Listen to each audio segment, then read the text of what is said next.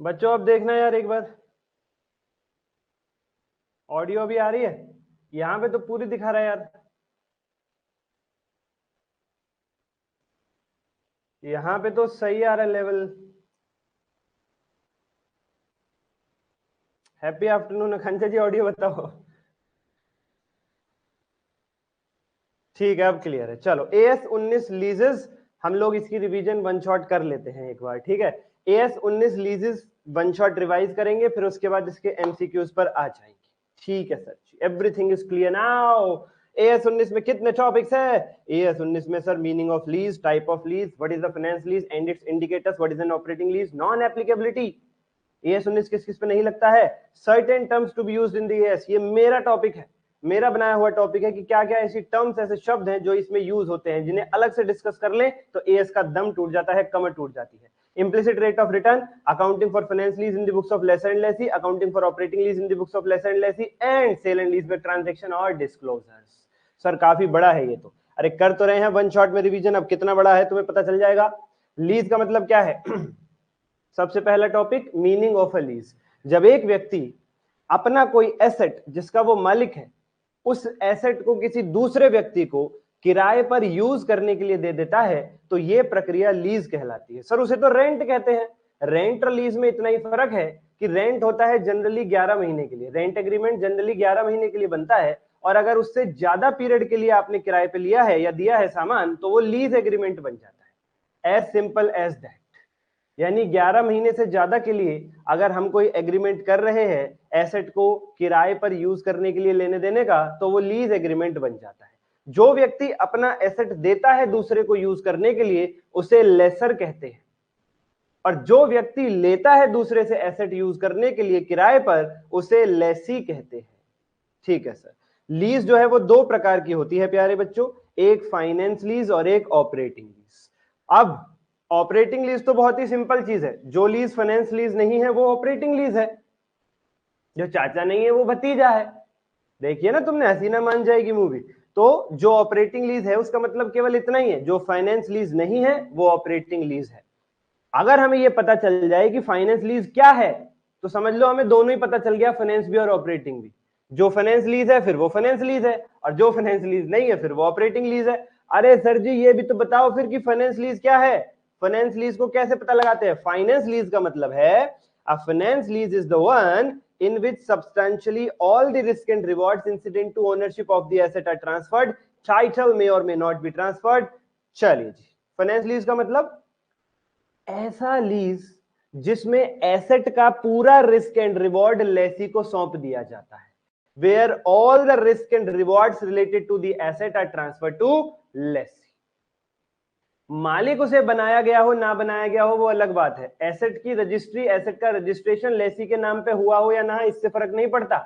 Laser ने अगर asset के सारे रिस्क एंड रिवॉर्ड लेसी के नाम पे ट्रांसफर कर दिए हैं, तो फिर वो लीज फाइनेंस लीज बन जाएगी। अब हमें यह कैसे पता चले सर कि लेसर ने लेसी को एसेट के सारे रिस्क एंड रिवॉर्ड ट्रांसफर कर दिए? How to know this sir? इसके लिए आपके स्टडी मटेरियल ने 8 इंडिकेटर्स बताए हैं कि अगर आपको यह जानना है कि लेसर ने लेसी को जो लीज पे दिया एसेट वो फाइनेंस लीज है ऑपरेटिंग लीज है, तो इसके लिए आप ये पता लगा लो कि लेसर ने रिस्क एंड रिवॉर्ड ट्रांसफर किए हैं या नहीं। अगर उसने रिस्क एंड रिवॉर्ड ट्रांसफर कर दिए हैं तो वो बनेगा क्या? Finance lease. और अगर सारे रिस्क एंड रिवॉर्ड ट्रांसफर नहीं हुए तो वो बनेगी ऑपरेटिंग लीज। अब बस तुम्हें यह देखना है कि हम ये कैसे पता लगाएं कि रिस्क एंड रिवॉर्ड सारे ट्रांसफर हुए हैं या नहीं। उसके लिए 8 इंडिकेटर्स दे रखे हैं आपके स्टडी मटेरियल में। इन 8 इंडिकेटर्स में से एक भी बल्ब जल जाए तो समझ लो सारे रिस्क एंड रिवॉर्ड ट्रांसफर हो चुके हैं, लीज जो है वो फाइनेंस लीज है। इन 8 में से एक भी बल्ब ना जले, मतलब इन 8 में से आपका केस एक भी केस में फॉल ना करे जो क्वेश्चन ने केस दे रखा है, तो समझ लो ये फाइनेंस लीज नहीं है, सारे रिस्क एंड रिवॉर्ड ट्रांसफर नहीं हुए, फिर वो बन जाएगी ऑपरेटिंग लीज। कौन से हैं वो 8 इंडिकेटर्स जिनमें से एक भी जगह अगर केस फंस जाए तो लीज फाइनेंस लीज बन जाती है, एक भी जगह नहीं फंसे तब जाकर के वो ऑपरेटिंग लीज बनेगी। यानी ऑपरेटिंग लीज के लिए आठों केसेस का फेल होना जरूरी है, 8 इंडिकेटर्स का फेल होना जरूरी है। एक भी इंडिकेटर पास हो गया तो लीज बन गई फाइनेंस लीज। इन 8 पॉइंट का मैंने एक नेमोनिक कोड बनाया था क्लास के अंदर, जो मेरे दोस्त मिहिर भाई ने बताया है, और मुझे बहुत अच्छा लगा है ये देख करके कि उन्होंने इसे याद कर रखा है अभी तक। बाकी सारे बच्चे भी लिख सकते हो। बाकी सारे बच्चे भी लिख सकते हो।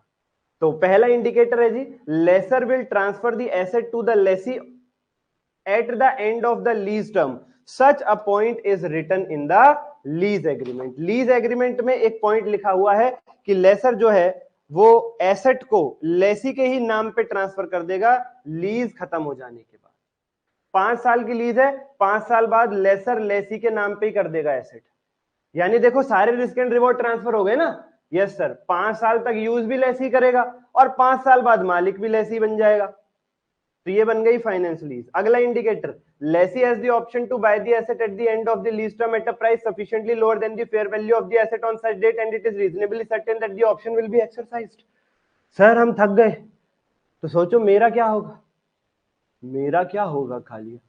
नहीं सर नहीं, हम एक्टिव हैं, तुम्हें देख के मुझे एनर्जी मिलती है बच्चों। सर ये पॉइंट समझाओ, समझ नहीं आया, बड़ा भारी भरकम था। हाँ बताता हूं। लीज टर्म खत्म हो जाने के बाद लेसी को एक ऑप्शन दिया गया है कि तू सस्ते से सस्ते दाम पे, मार्केट रेट जो भी चल रहा हो लीज खत्म होने के बाद एसेट का, उससे महासस्ते दाम पे लेसर कह रहा है मैं तुझे ट्रांसफर कर दूंगा। और बता, पहले केस में मैंडेटरी है, लीज एग्रीमेंट में लिख दिया गया है कि लेसर लेसी को ट्रांसफर करेगा 5 साल बाद एसेट, और लेसी को लेना पड़ेगा। दूसरा केस कहता है एग्रीमेंट जब बन रहा है आज, उसमें यह लिखा जा रहा है कि 5 साल बाद लेसी के पास ऑप्शन होगा कि वो चाहे तो एसेट को खरीद सकता है, ना चाहे तो ना खरीदे, बट लेसर उसे सस्ते दाम पे ऑफर देगा 5 साल बाद, substantially lower than the fair value. उस एसेट की 5 साल बाद जो फेयर वैल्यू होगी उससे सब्सटैंशियली लोअर दाम पे लेसर ऑफर देगा ऐसी लेसी को खरीदने के लिए। प्लस ये बात सर्टेन है कि ऑप्शन विल बी एक्सरसाइज्ड। इस बात के 90% से ज्यादा चांसेस हैं कि उस सस्ते दाम पे फिर लेसी ऑफर कबूल कर लेगा। यार कर ही लेना चाहिए, उसे इतना सस्ता मिल रहा है। तो अगर ये बातें पूरी हो जाती हैं तो भी वो बन जाएगी फाइनेंस लीज। पहले केस में क्या है, मैंडेटरी लिख दिया गया, 5 साल बाद लेसर ट्रांसफर करेगा, लेसी को लेना पड़ेगा, तब भी वो क्या बन जाएगी, फाइनेंस लीज। दूसरे केस में अगर एग्रीमेंट में ये लिखा है कि 5 साल बाद लेसी को जबरदस्ती नहीं है कि वो खरीदे, बट उसके पास ऑप्शन है, वो चाहे तो खरीद सकता है, ना चाहे तो ना खरीदे, बट लेसर उसे सस्ते में देगा एंड वो सस्ता दाम कबूल कर लेगा, इस बात के चांसेस सर्टेन है 90% से ज्यादा है, तब हमारा दूसरा केस लग जाएगा और लीज बन जाएगी फाइनेंस लीज। दूसरे केस में 2 बातें हैं ध्यान रखने लायक, एक तो जबरदस्ती नहीं है ऑप्शन है, 2 नहीं 3 बातें हैं। पहली बात जबरदस्ती नहीं है ऑप्शन है, दूसरी बात लेसर लेसी को सस्ते दाम पे देगा, और तीसरी बात लेसी ले लेगा सस्ते दाम का ऑफर कबूल कर लेगा, इस बात के चांसेस सर्टेन है 90% से ज्यादा है। ये तीनों बातें पूरी होंगी तो बी केस लग जाएगा और लीज बन जाएगी फाइनेंस लीज। तीसरा case, lease period constitutes major portion of the total useful economic life of the asset.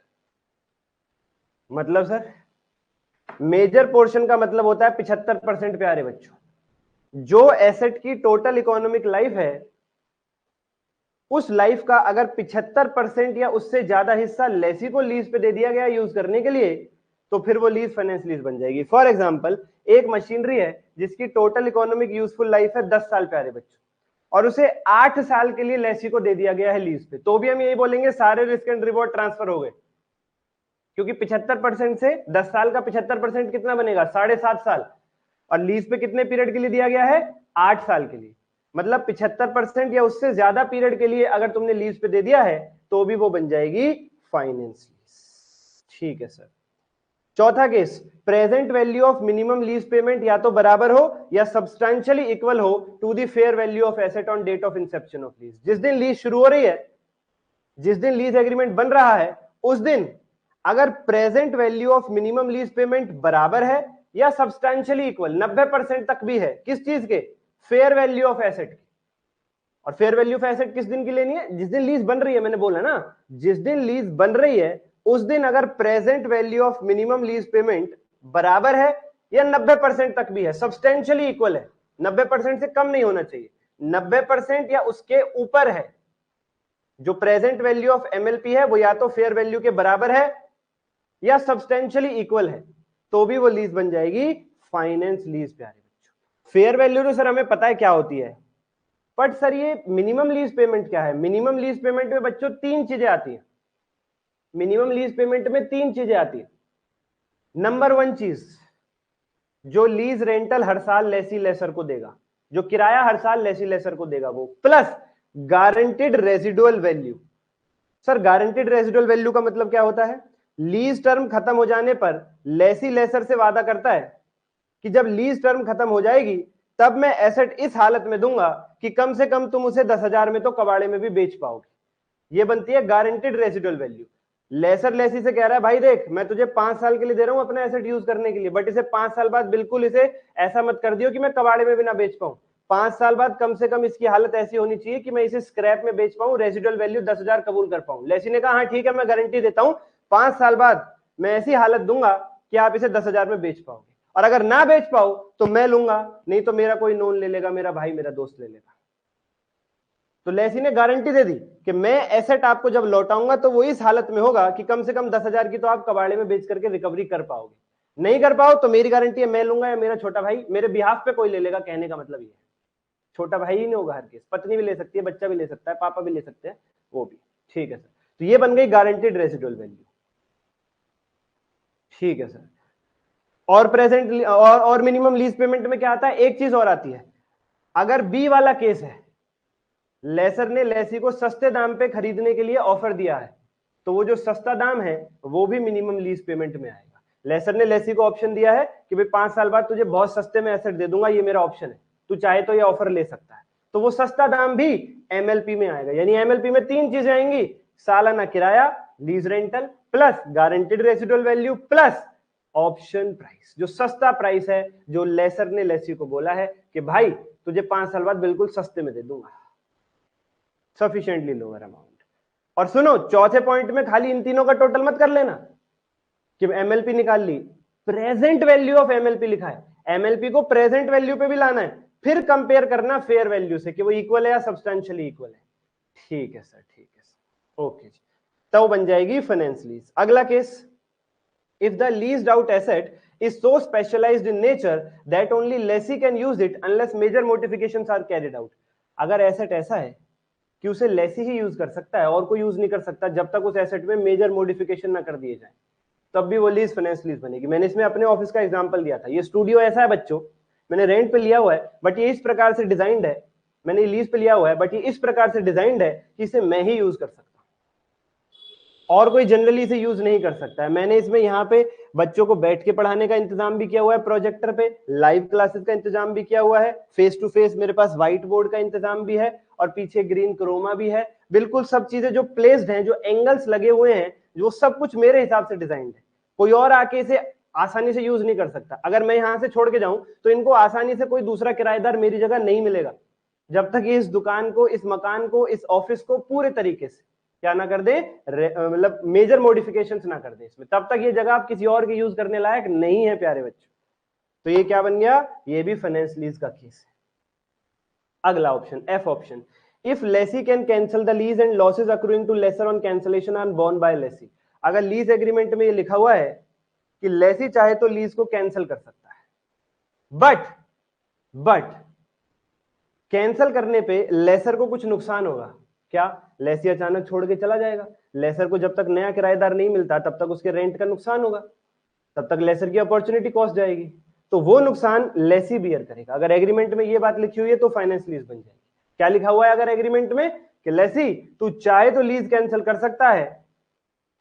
Sir laser ऐसी बात लिखेगा ही क्यों कि लेसी चाहे तो लीज कैंसिल कर सकता है? पहले तो यही बताओ आप हमें। लेसर बच्चों इसलिए लिख रहा है क्योंकि लेसी ने ये कहा देखो जी मैं आ रहा हूं, मैं आपके पास यहाँ पे 5 साल का एग्रीमेंट कर रहा हूं, बट अगर मेरा बिजनेस बिल्कुल भी नहीं चला ना तो मैं 3 साल बाद जाऊंगा यहाँ से, फिर मैं अगले 2 साल जेब से किराया नहीं भर पाऊंगा, मैं तो एक ट्राई कर रहा हूं। और बच्चों स्टार्टअप बिजनेसेस में ऐसा होता ही है।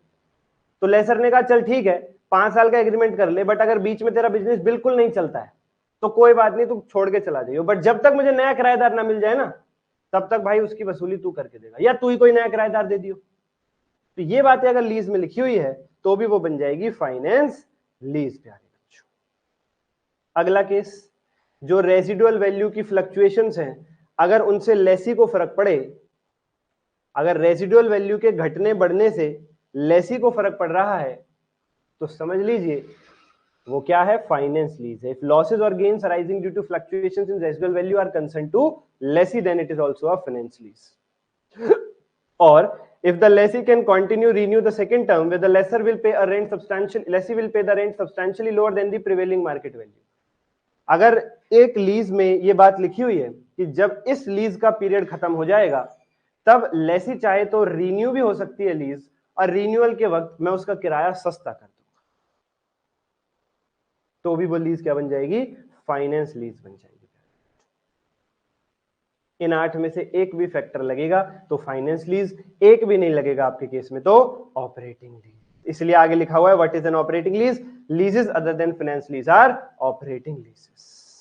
एएस 19 की नॉन एप्लीकेबिलिटी। एएस 19 किस किस पर एप्लीकेबल नहीं होगा? Mineral rights, oil and gas rights, similar non regenerative resources, अगर इनका लीज का केस है तो एएस 19 नहीं लगेगा।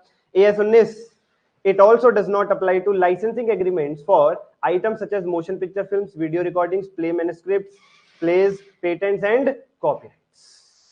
तो ये लिस्ट आप याद कर लेना, mineral rights, oil and gas rights, non regenerative resources, इनमें अगर लीज का केस बन रहा है एएस 19 नहीं आएगा। Motion picture films, video recording, plays, patents, copyrights, manuscripts, ये सब चीजें अगर लीज पे दी जा रही हैं तो भी एएस 19 कहता है मैं इनके ऊपर लागू नहीं होता। ये लिस्ट याद करेंगे प्यारे बच्चों। Certain items to be used in the accounting standard, हमारा अगला टॉपिक आ गया है। Certain items to be used in the accounting standard. Lessor का मतलब जो अपना एसेट किराए पर दे रहा है, लेसी का मतलब जिसे एसेट किराए पर दिया जा रहा है। हाँ ध्यान रखना, लेसर को फर्स्ट पार्टी भी कहा जाता है और लेसी को सेकंड पार्टी भी कहा जाता है। मिनिमम लीज पेमेंट में क्या क्या आएगा मैंने तुम्हें बता दिया, lease rentals plus guaranteed residual value plus जो सस्ता अमाउंट है जिसपे लेसर कह रहा है मैं तुझे ऑप्शन दूंगा कि तू चाहे तो सस्ते में खरीद लियो। ये तीनों चीजें मिलकर के क्या बनाती हैं? ये तीनों चीजें मिलकर मिनिमम लीज पेमेंट बनाती है। बच्चों एक चीज ध्यान रखना, थोड़ा सा कोऑपरेशन मुझे आपका चाहिए होगा। बीच में अभी 1 मिनट के लिए कैमरा फिर से बंद होगा, कभी भी हो सकता है 5 मिनट, 10 मिनट, 15 मिनट बाद जरूर बंद होगा, क्योंकि थोड़ा सा बैटरी इसकी इशू कर रही है। दूसरी वाली मैंने लगाई है चार्जिंग पे, जैसे ही बंद होगा मैं चेंज कर दूंगा, ठीक है? इसलिए 1 मिनट का थोड़ा सा बीच में गैप आएगा। 1 मिनट भी नहीं होगा, 30 सेकंड 35 सेकंड का गैप होगा बस, ठीक है सर? अच्छा बच्चों, गारंटीड रेजिडुअल वैल्यू की गारंटी कौन कौन दे सकता है? नंबर 1, लेसी के नजरिए से देखी जाए तो लेसी कहेगा मैं खुद गारंटी दे रहा हूं, या मेरे बिहाफ पे मेरा कोई यार रिश्तेदार वो खरीद लेगा। Guarantee can be given by lessor और on behalf of lessee, sorry lessee और on behalf of lessee. Lessee के पॉइंट ऑफ व्यू से देखें तो रेजिडुअल वैल्यू की गारंटी या तो वो खुद दे सकता है कि भाई आप मार्केट में बेच लेना 10,000 का, नहीं बिके वो एसेट कबाड़े में तो मुझे दे देना, मैं ले लूंगा 10,000 का।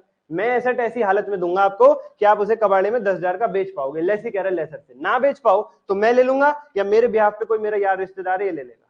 ये ले मेरे छोटा भाई है, लेसर से छोटा भाई लेसर से कह दियो एक बार कि अगर लेसी नहीं लेगा तो मैं ले लूंगा, या तो कबाड़े में बिक जाएगा या लेसी ले लेगा, या लेसी का छोटा भाई गारंटी दे देगा ऑन बिहाफ ऑफ लेसी। तो लेसी के पॉइंट ऑफ व्यू से तो गारंटी दो रूप में दी जा सकती है, या तो वो खुद दे दे या उसके बिहाफ पे उसका कोई यार रिश्तेदार दे दे। Guarantee can be given by lessee और ऑन बिहाफ ऑफ लेसी। अगर क्वेश्चन आता है, एमसीक्यू आता है कि लेसर के एंगल से गारंटीड रेजिडुअल वैल्यू क्या है, तो लेसर के एंगल से गारंटी 3 प्रकार से आ सकती है। एक तो उसे लेसी ने दे ही दी, और एक उसे लेसी के बिहाफ पे उसके यार रिश्तेदार दे सकता है, या लेसर किसी बाहर वाले से भी गारंटी ले सकता है। लेसर ने लेसी को एसेट दिया 5 साल बाद किराए पे यूज करने के लिए, और एक अननोन बंदा था वो लेसर के पास आता है और कहता है कि 5 साल बाद ये मुझे दे देना यार, आप ये कबाड़े में 5 साल बाद मुझे दे देना, मुझे ही चाहिए ये 5 साल बाद। लेसर उस अननोन बंदे से, उस इंडिपेंडेंट थर्ड पार्टी से कहता है गारंटी दे, तू लेगा 5 साल बाद। वो कहता है हाँ गारंटी है, मैं लूंगा 5 साल बाद। तो लेसर गारंटी किसी थर्ड पर्सन से भी ले सकता है। अल्टीमेटली क्या होना चाहिए प्यारे बच्चों? वो एसेट इस हालत में रहना चाहिए कि उसे कबाड़े में वैल्यू, एक निश्चित वैल्यू पे बेचा जा सके, उसे कबाड़े में एक निश्चित वैल्यू पर बेचा जा सके। अब लेसर को यह चिंता रहती है कि यार कहीं ऐसा ना हो लेसी 5 साल तक इस एसेट को यूज करे और बिल्कुल ही कबाड़ा कर दे, इतना कबाड़ा कर दे कि स्क्रैप में भी उसे कोई लेने को तैयार ना हो। इसलिए लेसर इस बात की गारंटी की तलाश करता है कि मुझे ये बात की गारंटी मिल जाए कि मेरा स्क्रैप वैल्यू का नुकसान नहीं होगा।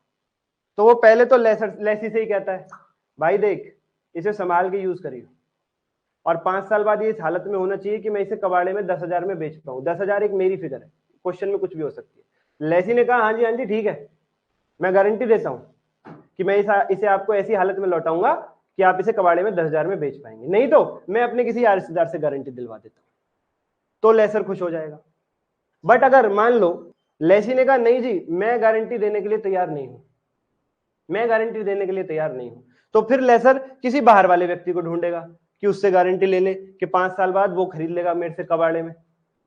तो लेसी की गारंटी तो लेसी के खुद के द्वारा दी जा सकती है या उसके बिहाफ पे दी जा सकती है। अगर एमसीक्यू बनता है कि लेसर के पॉइंट ऑफ व्यू से गारंटीड रेसिडुअल वैल्यू कैसे कैसे बन सकती है, तो आप बोलोगे लेसर को तो गारंटी लेसी से मिल सकती है, लेसी के बिहाफ पे किसी उसके यार रिश्तेदार से मिल सकती है, या किसी इंडिपेंडेंट थर्ड पार्टी बाहर वाले से मिल सकती है।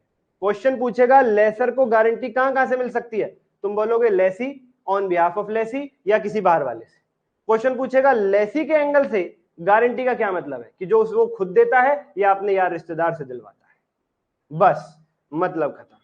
और जितनी वैल्यू की गारंटी नहीं दी गई है वो अनगारंटीड रेसिडुअल वैल्यू बन जाएगी। फॉर एग्जांपल लेसर लेसी से कह रहा है 5 साल बाद तो इस एसेट को मुझे दियो और ये इस हालत में होना चाहिए कि मैं इसे 10,000 में बेच पाऊं। लेसी कह रहा है सुनो जी मैं 10,000 की गारंटी नहीं दे रहा, मैं इसे इस हालत में दे दूंगा कि आप इसे 8,000 में बेच पाओगे, 8,000 में नहीं बिके तो मैं ले लूंगा या मेरा कोई रिश्तेदार ले लेगा। 8,000 तक की गारंटी मैं दे रहा हूं आपको अपनी तरफ से, या अपने बिहाफ पे किसी से गारंटी दिलवा रहा हूं, उससे ऊपर की गारंटी मैं नहीं दे सकता। लेसर ने बाहर ट्राई किया, बाहर भी कोई तैयार नहीं है पूरे 10,000 की गारंटी देने के लिए, तो लेसर ने लेसी से कहा चल ठीक है भाई 8,000 में ही दे दियो, तू ऐसी हालत में दे दियो कि मैं इसे 8,000 में बेच पाऊं। तो ऐसे केस में actual residual value expected residual value है 10,000, उसमें से गारंटीड रेसिडुअल वैल्यू है 8,000, और जो 2,000 की गारंटी नहीं दी गई है that will be called unguaranteed residual value.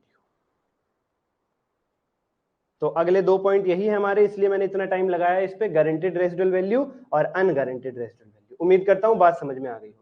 Actual यानी टोटल रेसिडुअल वैल्यू में से अगर मैं माइनस कर दूं guaranteed residual value, total residual value कितनी थी 10,000, उसमें से मैं हटा दूं जो लेसी ने गारंटी दे दी है 8,000 की, तो बची क्या 2,000, वो क्या कहलाएगी अनगारंटीड रेसिडुअल वैल्यू। अगला शब्द जिसका मतलब हमें सीखना है वो है ग्रॉस इन्वेस्टमेंट इन लीज। बच्चों इसमें क्या क्या आता है, MLP minimum lease payment plus unguaranteed residual value. Formula याद करो एमएलपी प्लस यूजीआरबी। और एमएलपी में क्या क्या आता था ये तो तुम्हें पता ही चल गया ना, एमएलपी में 3 चीजें आती थी, क्या क्या, जो हर साल किराया देगा लेसी लेसर को lease rentals, plus GRB guaranteed residual value, plus सस्ता दाम पे जो ऑफर दिया गया है वो सस्ता दाम। ये तीनों चीजें आती है एमएलपी में, उसमें प्लस कर दोगे अगर आप यूजीआरबी भी जोड़ दोगे तो वो बन जाएगी ग्रॉस इन्वेस्टमेंट इन लीज, जिसे प्यार से जीआईएल कहते हैं। याद रखना बच्चों, अगर आपको फाइनेंस लीज का इंडिकेटर चेक करना है डी वाला कि ये फाइनेंस लीज है या नहीं, तो यहां पे तो आपको एमएलपी की प्रेजेंट वैल्यू लेनी है, फिर कंपेयर करना है फेयर वैल्यू से कि वो इक्वल है या सब्सटेंशियली इक्वल है, इक्वल हो या सब्सटेंशियली इक्वल हो तो चलेगा, बट उससे भी कम है 90% से भी कम है तो फिर नहीं चलेगा।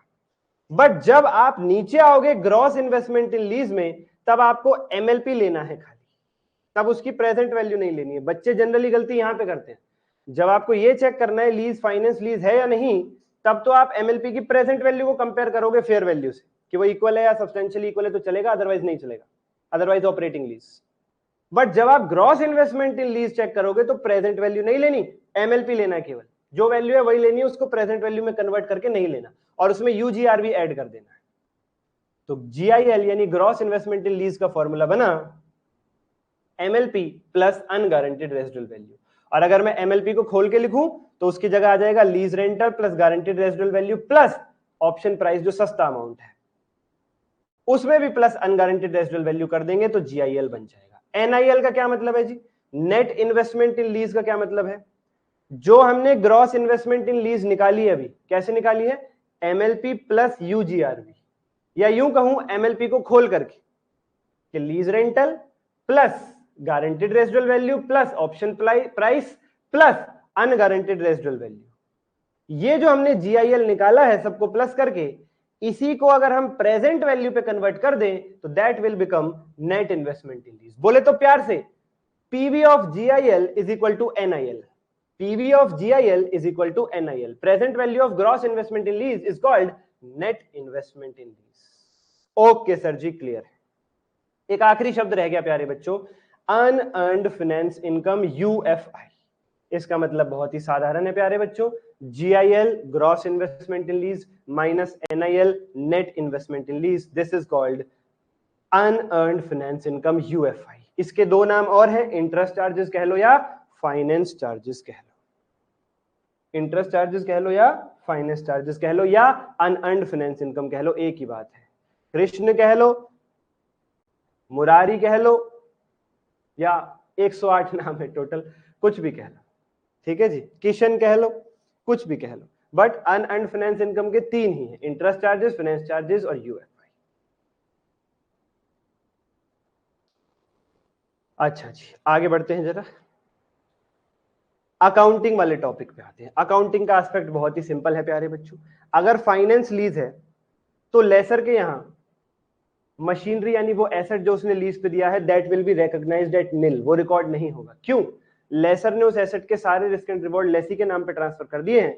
तो अगर फाइनेंस लीज का केस है तो फिर एसेट लेसी की बुक्स में शो होगा, डेप्रिसिएशन लेसी लगाएगा, लेसर के यहां से वो एसेट गायब हो जाएगा। लेसर केवल क्या रिकॉर्ड करेगा? लीज रिसीवेबल, जो उसके पास किराया आने वाला है वही उसका एसेट है। मशीनरी चली गई, मशीनरी उसकी बुक से हट जाएगी, अब लेसर के यहाँ एसेट जो बनेगा वो बनेगा लीज रिसीवेबल। उस मशीनरी के जाने से, चले जाने के बदले में जो आपके पास किराया आएगा लीज रिसीवेबल, वो बनेगा लेसर का एसेट।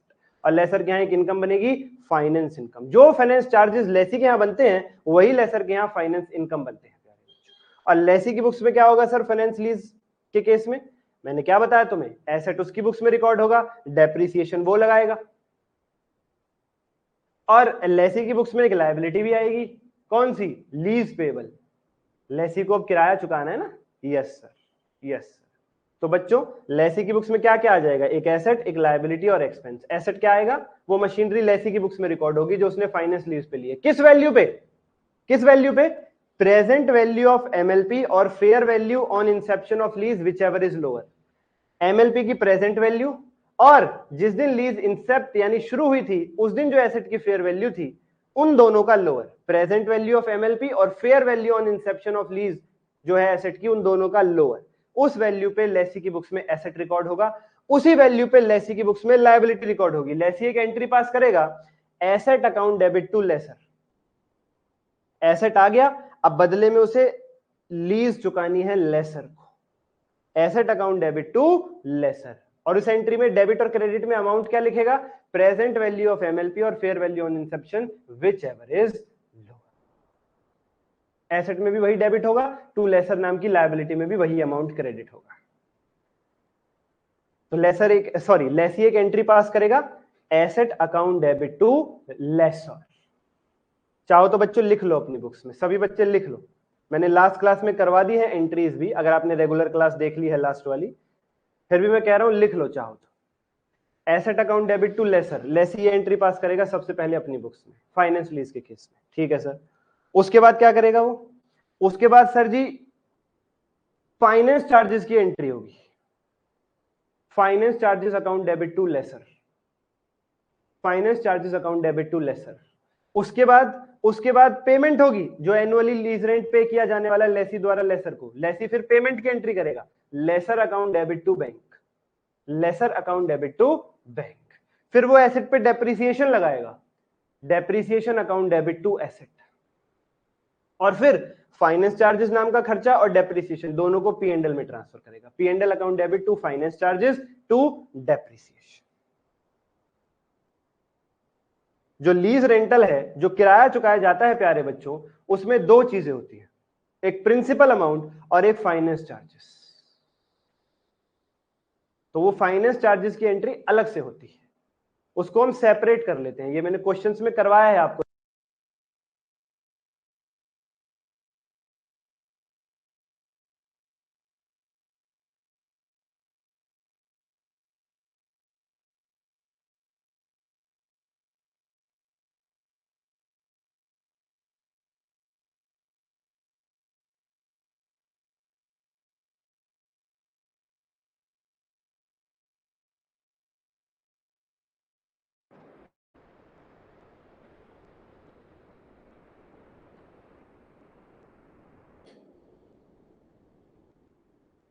चलो चलो चलो चलो चलो चलो चलो चलो, ठीक है ना? ऑडियो ऑडियो आ रही है ना? बैटरी ब्रेक हो गया जो मैंने कहा था।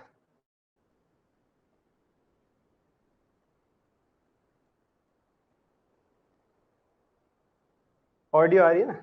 Yes sir, yes, clear sir, okay. चलो ऑपरेटिंग लीज के केस में क्या होगा? ऑपरेटिंग लीज के केस में प्यारे बच्चों एसेट लेसर के यहां ही रहेगा, एसेट लेसर के यहां ही रहेगा, वही डेप्रिसिएशन लगाएगा। और लेसर की इनकम क्या होगी? जो लीज रेंटल आने वाला है, और लेसर ही डेप्रिसिएशन लगाएगा। और लेसी के यहां केवल एक खर्चा बुक होगा जो लीज रेंटल उसे पे करने है। ठीक है सर, तो ये बहुत ही सिंपल सी चीजें हैं। हम अपने आखिरी पॉइंट की तरफ आते हैं, sale and lease back transactions. बच्चों याद रखिएगा मेरी बात, जो डिस्क्लोजर्स है वो आपको रीड करने हैं स्टडी मटेरियल से, डिस्क्लोजर्स आपको रीड करने हैं स्टडी मटेरियल से। और सेल एंड लीज बैक को पढ़ाता हूं मैं समराइज्ड वे में आपको, बहुत ही सिंपल तरीके से। डिस्क्लोजर आप स्टडी मटेरियल से रीड कर सकते हो कि भाई फाइनेंस लीज के केस में क्या क्या डिस्क्लोजर हैं लेसी के यहां लेसर के यहां, और ऑपरेटिंग लीज के केस में क्या क्या डिस्क्लोजर्स हैं लेसी के यहां और लेसर के यहां।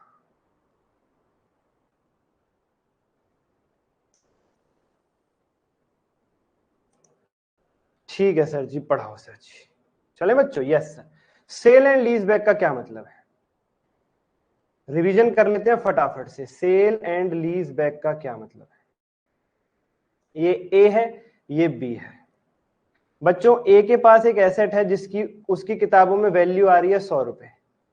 उसने वो एसेट पहले तो बी को सेल किया और फिर बी से वो वापस लीज पे ले लिया। This is called sale and lease back. अपना एसेट पहले मैं सामने वाले को लीज पे दे रहा हूं और फिर उससे वापस ले रहा हूं। बता सकते हो ये काम क्यों कर रहा है? ए के दिमाग में कोई छेद है क्या? ए जो है वो पागल है क्या? ए ऐसा क्यों कर रहा है? ए ऐसा क्यों कर रहा है प्यारे बच्चों? ए को ना कुछ ऑब्जेक्टिव्स हासिल करने हैं। ए को एक तो थोड़ा सा पैसा चाहिए। ए वांट्स कि उसका बैंक और कैश बैलेंस थोड़ा सा अप रहे। फिर एक ये चाहता है कि उसकी बैलेंस शीट में कोई लोन भी ना दिखे। और बता सकते हो तीसरी रिक्वायरमेंट क्या थी? और बता सकते हो तीसरी रिक्वायरमेंट क्या थी? और उसका एसेट भी यूज करने के लिए उसके पास ही रहे। उदाहरण के तौर पे मैं बताता हूं, समझाता हूं। बच्चों ए ने नया नया बिजनेस शुरू किया है और उसे बिजनेस करने के लिए एक लैपटॉप चाहिए और उसकी जेब में 100 रुपए पड़े। तो बच्चों अगर वो 100 रुपए खर्च करके, मान लो लैपटॉप 100 रुपए में आ जाता है, मान लो वो 100 रुपए खर्च करके लैपटॉप ले आता है, तो फिर एक दिक्कत हो जाएगी। क्या दिक्कत हो जाएगी? फिर उसके पास कैश बिल्कुल ही खत्म हो जाएगा। हाँ सर ये तो है, फिर उसके पास कैश बिल्कुल ही खत्म हो जाएगा। जबकि बिजनेस को चलाए रखने के लिए वर्किंग कैपिटल भी चाहिए, कैश भी चाहिए। और अगर वो कैश ही अपने पास रखे रखे लैपटॉप ना रखे, लैपटॉप ना खरीदे, तो बिजनेस कैसे होगा? लैपटॉप भी चाहिए। सर वो एक काम नहीं कर सकता क्या? क्या क्या क्या? सर वो फाइनेंस करवा ले, किस्तों पे ले ले लैपटॉप, तो धीरे धीरे किस्त पे करनी है। वो नहीं चाहता उसके बिजनेस के शुरुआत में उसकी बैलेंस शीट में लोन दिखे और वो खराब हो जाए उसकी बैलेंस शीट। वो अपनी बैलेंस शीट को भी हेल्दी रखना चाहता है, वो लोन नहीं लेना चाहता है, वो लोन नहीं दिखाना चाहता है बैलेंस शीट में। तो भाई उसकी तीन तीन रिक्वायरमेंट हो गई, उसकी जेब में पैसा भी रहे, लैपटॉप भी मिल जाए यूज करने के लिए, और बैलेंस शीट में लोन भी ना दिखे। ये है प्यारे बच्चों तरीका सेल एंड लीज बैक। ये तीनों उद्देश्य हासिल करने का। वो क्या करेगा? ए क्या करेगा? 100 रुपए से पहले एसेट खरीद लाएगा अपने पास। उसकी बुक्स में लैपटॉप की वैल्यू आ गई 100 रुपए, अभी उसके पास कैश नहीं है बिल्कुल भी। यानी उसकी ये शर्त पूरी हो गई है, उसकी ये शर्त पूरी होगी कि एसेट उसके पास है और उसकी बैलेंस शीट में कोई लोन भी नहीं है, बट कैश भी तो नहीं है अभी उसके पास, कैश भी नहीं है अभी उसके पास। Yes sir. तो अब क्या करेगा वो? अब इस एसेट को प्यारे बच्चों वो लीज पे दे देगा। अब इस एसेट को वो सॉरी, दो शर्तें पूरी हैं, एसेट उसके पास है यूज करने के लिए और बैलेंस शीट में लोन भी नहीं दिख रहा, बट कैश नहीं है अभी उसके पास। तो वो क्या करेगा? इस एसेट को बेच देगा, इस एसेट को बेच देगा। और जब वो बेचेगा तो बी उसे पेमेंट करेगा कि नहीं करेगा? यस सर, वो बी को नगद बेचेगा। तो सर ये क्या बात हुई? अब उसके पास पैसा आ गया पर एसेट चला गया, तो अब उस एसेट को वापस लीज पे भी ले लेगा, अब उस एसेट को वापस लीज पे भी ले लेगा। ये देखो ना क्या खेल हुआ, ये देखो ध्यान से क्या खेल हुआ, ध्यान से देखो क्या खेल हुआ। वो एसेट खरीद के लाया, एसेट भी उसके पास है, बैलेंस शीट में कोई लोन भी नहीं है, बट पैसा नहीं है उसके पास, कैश नहीं है। उसने एसेट बेच दिया, किसी को सेल कर दिया, पैसा प्राप्त कर लिया, पैसा वापस आ गया, बैलेंस शीट में कोई लोन नहीं है, बट एसेट भी तो नहीं है यूज करने के लिए। अब वही एसेट उसने उससे लीज पे ले लिया, एसेट भी आ गया यूज करने के लिए, पैसा भी थोड़ी देर पहले आ ही गया था, और बैलेंस शीट में अब कोई लोन भी नहीं है। हाँ, लीज तो अब ए को चुकानी पड़ेगी, धीरे धीरे तो चुकानी पड़ेगी, यानी एक तरीके से लोन की ईएमआई को लीज पेमेंट में बदल दिया गया है, लोन नहीं दिखेगा balance sheet. Yes sir, this is called sale and lease back transaction. अब बच्चों इस केस में अगर जो ये लीज है ये फाइनेंस लीज है, तो आपको केवल इतना ही ध्यान रखना है कि ए को अगर सेल करते वक्त ए ने अपना 100 का जो ये एसेट है, ये जब बी को सेल किया है, अगर ये 90 में कर दिया है या 110 में कर दिया है, यानी सेल करते वक्त कोई प्रॉफिट लॉस हुआ है, तो वो प्रॉफिट लॉस डेफर हो जाएगा ए की बुक्स में in the ratio of depreciation, in the ratio of depreciation. जितना इस एसेट पे डेप्रिसिएशन लगेगा उतना ही ये प्रॉफिट और लॉस डेफर हो जाएगा। वैसे एक बात बताओ, इस एसेट पे सेल एंड लीज बैक के बाद डेप्रिसिएशन लगाएगा कौन, ए या बी? ए पहले खरीद के लाया, फिर ए ने बी को बेचा, फिर बी मालिक बन गया, बट फिर ए ने फिर बी से वापस ले लिया लीज पे, तो बी बन गया लेसर और ए बन गया लेसी। और लीज कौन सी है, फाइनेंस लीज। तो फाइनेंस लीज के केस में डेप्रिसिएशन किसके यहां लगेगा, लेसी यानी ए के यहां। ओ हो, तो डेप्रिसिएशन का जो रेशियो होगा उसी रेशियो में ए ने जब बिल्कुल शुरू में ये प्रॉफिट और लॉस किया था सेल के टाइम पे, वो डेफर हो जाएगा। वेरी गुड, सभी बच्चे कह रहे हैं। देखो कुछ बच्चे बहुत मारिया जी और मीर जी, इनने भेजा है कि सर फाइनेंस लीज है तो लेसी के यहां लगेगा, बट इनने ए नहीं लिखा, इनने ए नहीं लिखा, तो मुझे दाल में कुछ काला लग रहा है। मारिया, मिहिर और मनीषा, मुझे दाल में कुछ काला लग रहा है। तुमने कहा लेसी के यहां लगेगा, जसमीत जी ने कहा ए यानी लेसी के यहां लगेगा। तुम्हें ये कंफ्यूजन है क्या कि लेसी कौन है इस केस में? ए भी तो लिखो कि लेसी के यहां डेप्शन लगेगा, यानी ए के यहां। ए ने पहले खरीदा फिर बेचा, तो मालिक बन गया बी, बट बी से उसने फिर लीज पे ले लिया, और लीज फाइनेंस लीज है, तो ए बन गया लेसी, तो डेप्शन उसके यहीं लगेगा। ठीक है सर, ठीक। और अगर सर जी ये ऑपरेटिंग लीज का केस है, डेप्रिसिएशन फाइनेंस लीज में ए के यहां लगेगा, और जब ए ने बी को शुरू में सेल करी है उसका प्रॉफिट लॉस उसी डेप्रिसिएशन के रेशियो में डेफर होगा फाइनेंस लीज के केस में। कह रहे कोई कंफ्यूजन नहीं है सर, अब लिख देते हैं ए लेसी। चलो शाबाश बच्चों। अगर ऑपरेटिंग लीज का केस है प्यारे बच्चों, तो आपको 2 स्टेप्स फॉलो करने होते हैं। सेल एंड ऑपरेटिंग लीज के केस में आपको प्यारे बच्चों 2 स्टेप्स फॉलो करने हैं, स्टेप नंबर 1 और स्टेप नंबर 2। स्टेप नंबर 1 पे आपको क्या करना है, कैरिंग अमाउंट यानी बुक वैल्यू को कंपेयर करना है, बुक वैल्यू को कंपेयर करना है फेयर वैल्यू से, बुक वैल्यू को कंपेयर करना है फेयर वैल्यू से।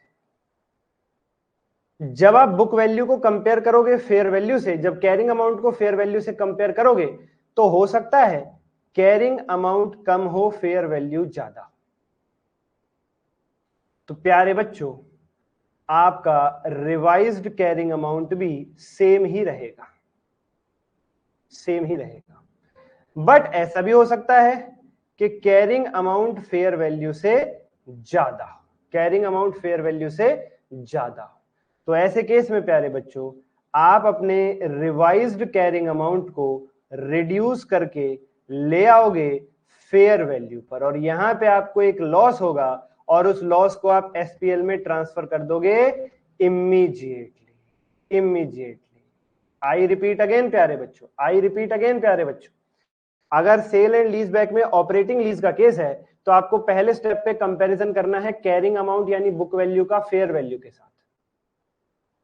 अगर कैरिंग अमाउंट कम है फेयर वैल्यू से, तो जितना कैरिंग अमाउंट है उतना ही रहेगा, कोई प्रॉफिट कोई लॉस नहीं, कोई प्रॉफिट कोई लॉस नहीं।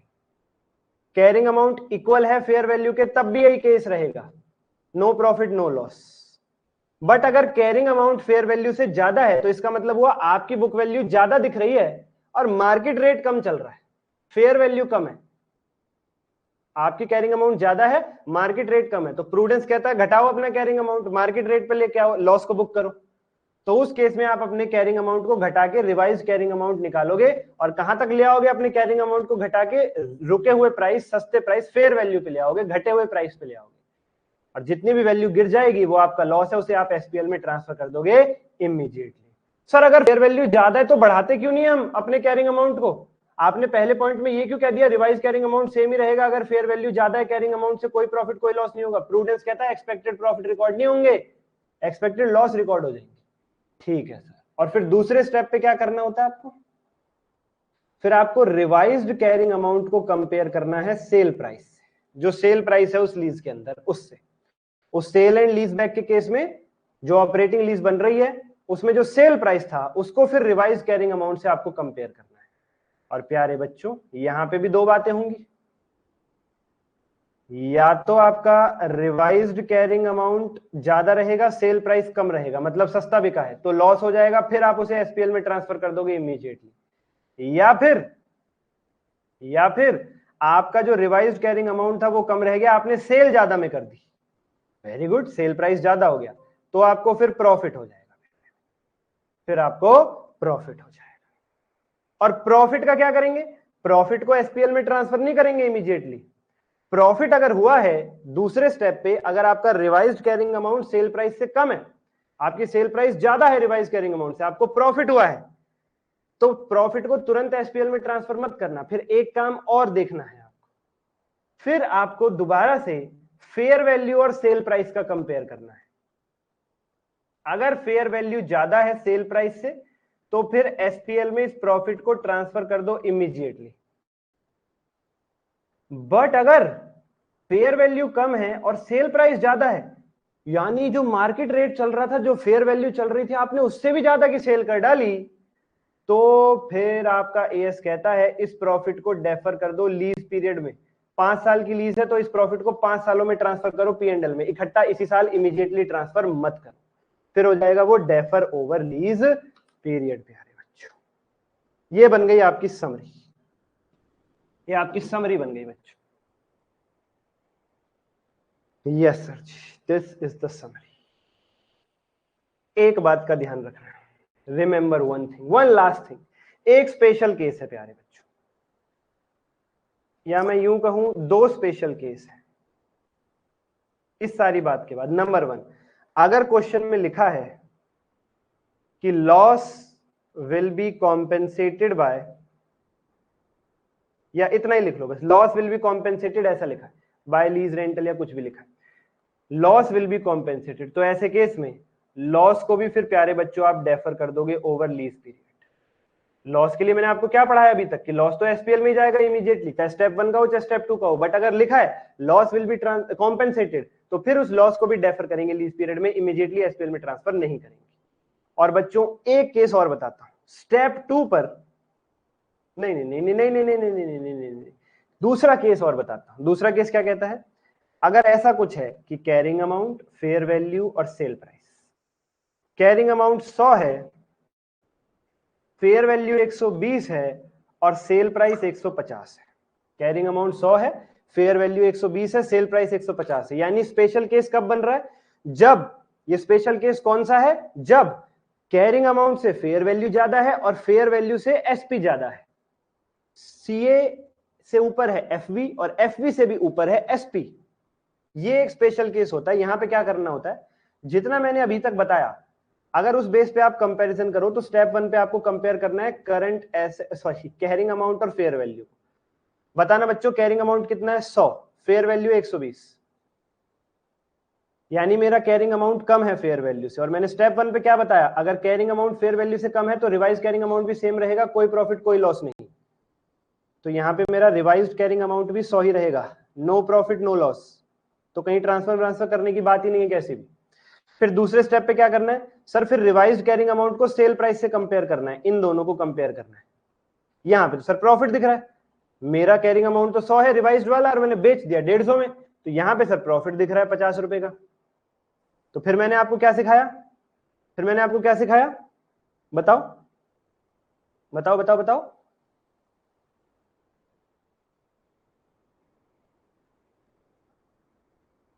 मैंने आपको सिखाया कि अगर फेयर वैल्यू से सेल प्राइस ज्यादा हो जाए, ये देखो ये देखो, अगर फेयर वैल्यू से सेल प्राइस ज्यादा हो जाए तो क्या करेंगे, डेफर करेंगे over lease period. Second step पे जब मैं रिवाइज कैरिंग अमाउंट और सेल प्राइस को कंपेयर करता हूं, वहां पे अगर प्रॉफिट आ जाता है, जैसे इस केस में आ रहा है revise carrying amount 100, sale price 150, 50 रुपए का प्रॉफिट, और फिर उसके आगे भी मुझे ये चेक करना होता है कि फेयर वैल्यू और सेल प्राइस में क्या कंपैरिजन है। तो फिर मैंने चेक किया फेयर वैल्यू और सेल प्राइस का कंपैरिजन।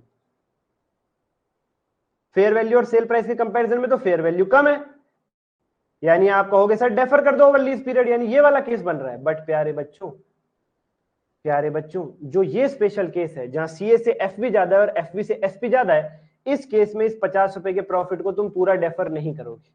स्टेप वाइज तो केस यही बन रहा है कि अगर मेरा दूसरे स्टेप पे प्रॉफिट आ रहा है 50 रुपए का, तो फिर मुझे ये चीज चेक करनी है कि मेरे फेयर वैल्यू और सेल प्राइस में क्या कंपैरिजन बन रहा है। और अगर फेयर वैल्यू कम है, जैसे यहाँ पे फेयर वैल्यू कम है 120 है, सेल प्राइस 150 है, तो मुझे पूरा प्रॉफिट डेफर कर देना होता है, यानी ये वाला केस। बट मैं ऐसा करूंगा नहीं। मैं क्या करूंगा, सीए और एफबी का जो प्रॉफिट था 100 से लेकर 20 रुपए, इसे एसपीएल में इमीडिएटली ट्रांसफर करूंगा, और 120 से 150 अगला 30 का जो प्रॉफिट है इसे डेफर करूंगा ओवर लीज पीरियड। ये एक स्पेशल केस है प्यारे बच्चों। तो तुम्हें पेपर में अगर क्वेश्चन आता है तो तुम्हें यही स्टेप्स फॉलो करने, सारे के सारे इसी पेज वाले, सब कुछ। बस इतना ध्यान रखना कि अगर ये केस है सीए से एफबी ज्यादा और एफबी से सेल प्राइस ज्यादा, तो फिर जो आपका प्रॉफिट आएगा दूसरे स्टेप पे 50 रुपए, उसमें से 20 रुपए तो एसपीएल में डालना, यानी सीए और एफबी का जो डिफरेंस है वो एसपीएल में इमीडिएटली जाएगा, और एफबी और एसपी का जो डिफरेंस है 30 रुपए, वो केवल डेफर होगा लीज पीरियड में। खत्म, एस 19 खत्म, नेस्तो नाबूद। बोलो रिवीजन हो गई बढ़िया तरीके से बच्चों, सब कुछ समझ में आया?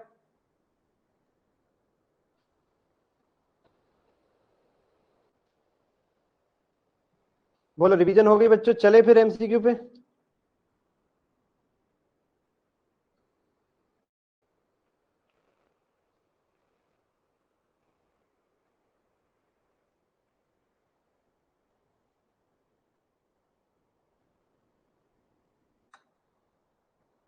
हर्ष भाई ओके ठीक है, बात बस इतनी सी है कि जब रात को मैंने ये बोला था कि अब कोई डिबेट नहीं है, बात खत्म हो गई है, तो आपने फिर क्यों मैसेज भेजा, दोबारा से क्यों शुरू किया? और बच्चे आपस में बात कर रहे हैं, ठीक है यार, तुम मेरे पॉइंट ऑफ व्यू पे सवाल उठा रहे थे कि आपने ऐसा क्यों बोला। मेरा तो बाबू कोई पॉइंट ऑफ व्यू ही नहीं है, मैं तो किसी पार्टी से जुड़ा ही नहीं हुआ। मैं तो जो बात है बस वो कह रहा था कि भाई पकड़ो तो सबको पकड़ो, नहीं तो फिर किसी को मत पकड़ो। आपको मेरी बात में इतना गलत लगा, जबकि मैं डिबेट ओवर कर दी, मैंने कहा कोई बात नहीं करेगा, आपने उसका ही इतना लंबा जवाब लिख करके भेजा। पहली बात तो आपके पास टाइम कैसे है, मैं तो ये सोच रहा हूँ पेपर के टाइम में इतना लंबा मैसेज टाइप करने का। चलो फिर भी आप रिपेंट कर रहे हो तो कोई दिक्कत नहीं है, एक ही बात है भाई, खुश रहो, पढ़ो, जितना हो सके पढ़ाई करो, देश अपने आप बदलेगा। ठीक है, अच्छे से पढ़ाई करो, कोई डाउट वाउट आए तो बताना, मैं कर रहा हूँ ग्रुप में एक्टिवेट मैसेज। ठीक है, चलो पूरा हो गया भाई ये 19। जान तो बहुत खर्च हुई है, तुम्हें सही बताऊं तो इतने में एमसीक्यू पूरे हो जाते, और सही बताऊं तो इतने में दो हो जाते, 2 एएस के एमसीक्यू हो जाते। बट कहीं ना कहीं देखो एएस 19 अभी ताजा ताजा किया है तुम लोगों ने, है ना? 15 तो फिर भी काफी पहले किया था, 19 अभी ताजा ताजा किया है तुम लोगों ने, तो मैंने कहा चल एक रिवीजन हो जाएगी तो बच्चों को बहुत अच्छा महसूस होगा, इसलिए करवा दिया मैंने। पूरा चैप्टर हो गया, हाँ जी जसमीत जी, पूरा चैप्टर हो गया कंप्लीट। इसी पर्पज से मैंने करवाया कि ये ताजा अभी खत्म हुआ है रेगुलर क्लासेस की, तो एक रिवीजन होगी तो अच्छा रहेगा बच्चों का। अब हम एमसीक्यूज पे चल रहे हैं।